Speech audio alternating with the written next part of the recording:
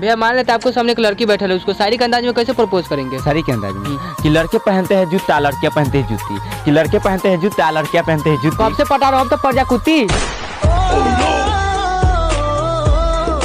साला सेटिंग तोड़वा दिया, भागे नहीं। अब देख भाई जा रहे अपना गर्लफ्रेंड से भेंट करने, तो जाई तुम्हारा तो एगो शायरी सुन के जा। सुनावा। यह खुदा कर दो ऐसा काम कि गरीब के हर सामान बिक जाए, कि यह खुदा कर दो ऐसा काम कि गरीब के हर सामान बिक जाए। और हमार दोस्त जाई तो अपना गर्लफ्रेंड से भेंट करे, ऐसा काम करिए कि गर्लफ्रेंड के बाप दिख जाए।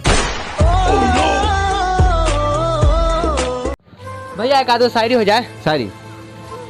जब से तहरा के हम देख ले वानी तब से हमारा नींद नहीं खियावत, कि जब से तहरा के हम देख ले वानी तब से हमारा नींद नहीं खियावत। हमरा प्यार तहरा से बा, वरना हमरा पर भी मरे कोई नहीं है। गजब बेइज्जती, कैसे कैसे लोग रहते हैं यार यहाँ पर। गजब बेइज्जती, कैसे कैसे लोग रहते हैं यार यहाँ पर। गजब बेइज्जती, कैसे कैसे लोग रहते हैं।